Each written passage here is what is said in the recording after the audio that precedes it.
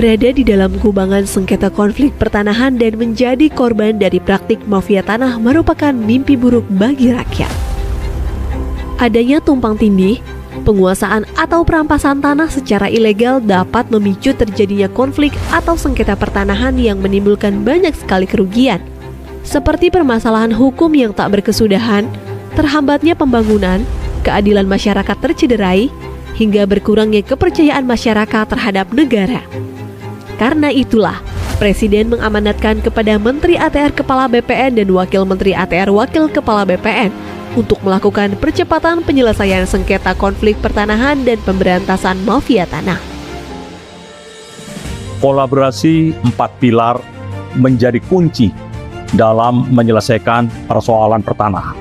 Alhamdulillah, berkat sinergi yang baik dengan semua pihak, sengketa dan konflik pertanahan yang telah berlangsung selama puluhan tahun, satu persatu dapat kita urai. Seperti masalah suku anak dalam, SAD 113 di Provinsi Jambi yang berkonflik dengan sebuah perusahaan selama 35 tahun lamanya. Akhirnya kita dapat memberi kepastian hukum. Permasalahan tanah ex-HGU di Kabupaten Minahasa Selatan dan di Kabupaten Pemalang.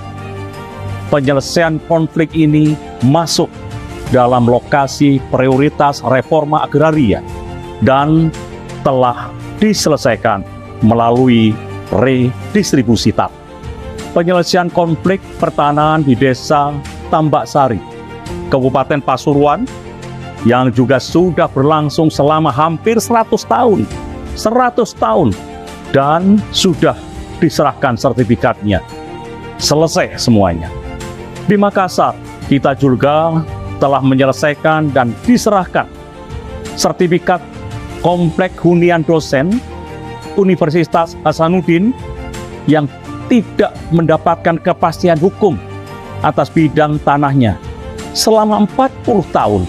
Begitupun konflik pertanahan di kawasan Wonorejo, Kabupaten Blora, Jawa Tengah. Juga telah diserahkan sertifikatnya oleh Bapak Presiden, di mana masyarakat telah menempati areal tersebut sejak zaman penjajahan Jepang. Diselesaikan dengan memberikan HGB kepada seluruh masyarakat di atas HPL. Success story ini dapat menjadi percontohan bagi penyelesaian persoalan pertanahan yang terkait dengan aset-aset negara, juga termasuk penyelesaian tanah transmigrasi, seperti penyelesaian permasalahan eks-tanah transmigrasi di Kabupaten Tanah Laut, Kalimantan Selatan. Skema yang digunakan melalui fasilitas bagi masyarakat yang secara existing sudah menguasai lahan ekstransmigrasi untuk melakukan gugatan secara perdata dan disidangkan secara in absentia. Kedepan skema ini menjadi percontohan dalam penyelesaian permasalahan tanah transmigrasi lainnya yang sudah berlangsung puluhan tahun. Dan disampaikan oleh Pak Menteri, selain mengedepankan kerjasama dengan 4 pilar untuk penyelesaian sengketa konflik pertanahan, kami juga melakukan koordinasi dan kolaborasi dengan sejumlah civil society organizations, akademisi, dan masyarakat terkait dalam menyelesaikan persoalan pertanahan. Kami juga pastikan melalui program reforma agraria, negara hadir untuk mengurai dan menyelesaikan konflik pertanahan di tengah-tengah masyarakat. Benang kusut pemberantasan mafia tanah dalam 1 tahun terakhir sudah mulai terurai. Pada bulan Maret lalu, di Provinsi Kalimantan Tengah telah berhasil melimpahkan kasus pidana mafia tanah ke Kejaksaan. Tentu kasus Kalimantan Tengah bukan satu-satunya, tetapi kasus lain di 39 tempat juga telah dilimpahkan ke Kejaksaan, seperti di DKI Jakarta, Jawa Timur, Sulawesi Selatan, Banten, serta provinsi yang lain.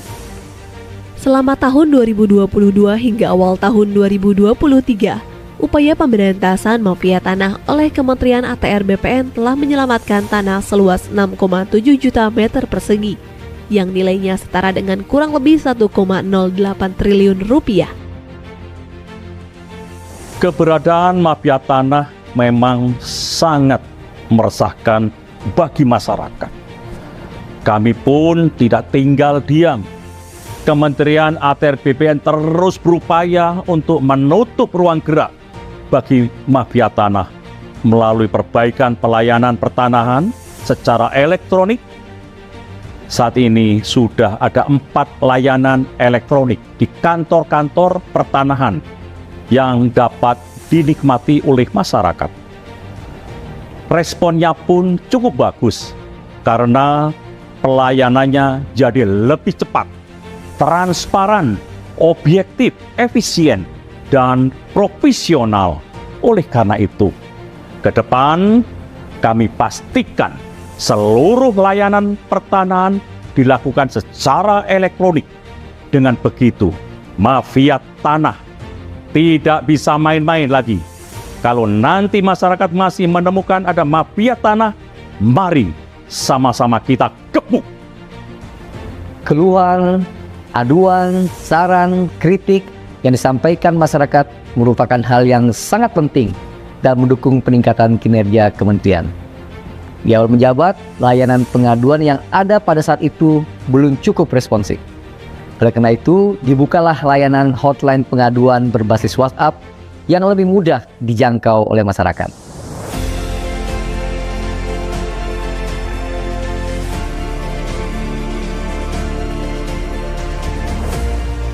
Sejak diluncurkan pada Juli 2022 hingga Juni 2023, terbukti hotline pengaduan ini telah menyelesaikan 98,9% dari total 74.564 pengaduan. Saat ini, hotline pengaduan telah terintegrasi dengan 33 kantor wilayah BPN di seluruh Indonesia. Kedepannya, layanan ini akan terintegrasi dengan kantor pertanahan di seluruh Indonesia pada tahun 2024. Kementerian ATR BPN juga telah menerima pengaduan kasus pertanahan baik sengketa, konflik, dan perkara yang diadukan oleh berbagai elemen, baik masyarakat, kelompok masyarakat, badan hukum, instansi pemerintah, pemerintah daerah, dan BUMN, BUMD, baik terhadap objek yang berbeda maupun objek yang sama. Kami pun terus berupaya melakukan penyelesaian kasus pertanahan, mulai dari mediasi, administrasi, hingga melalui skema pengadilan untuk mendapat win-win solution antar berbagai pihak.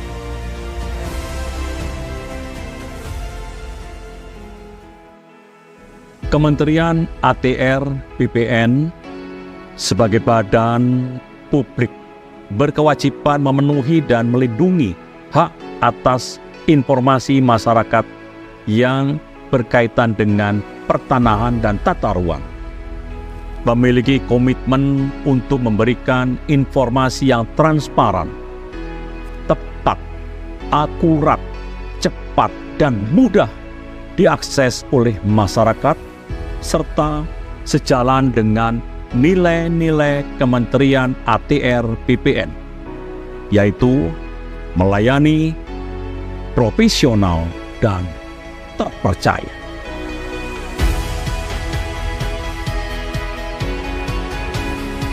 Kerja keras seluruh jajaran Kementerian ATR BPN mendapat sejumlah penghargaan, seperti capaian opini WTP 10 kali berturut-turut dari Kementerian Keuangan dan BPKRI, unit penyelenggara terbaik dalam penyediaan sarana dan prasarana rumah kelompok rentan dari Kemenpan RB, keterbukaan informasi publik sebagai badan publik informatif dari Komisi Informasi Pusat, 5 instansi pemerintah umum terbaik untuk kategori aspek keberlanjutan, konektivitas, dan dampak terbaik pada kompetisi pengelolaan pengaduan pelayanan publik keempat. Dari segi penggunaan tanda tangan elektronik, berdasarkan penilaian dari Badan Cyber dan Sandi Negara atau BSSN, Kementerian ATR BPN merupakan kementerian kedua dengan jumlah tanda tangan elektronik terbanyak tahun 2022. Tanda tangan elektronik bukan hanya memudahkan dan mendukung efisiensi, tapi juga menghadirkan kepastian hukum yang setara dengan tanda tangan basah. Upaya peningkatan kualitas pelayanan publik yang dilakukan oleh Kementerian ATR BPN juga mendapat apresiasi dari Kemenpan RB yang menyatakan bahwa sistem pemerintahan berbasis elektronik Kementerian ATR BPN berpredikat sangat baik dengan nilai 3,55. 1 tahun bekerja untuk rakyat, untuk Indonesia.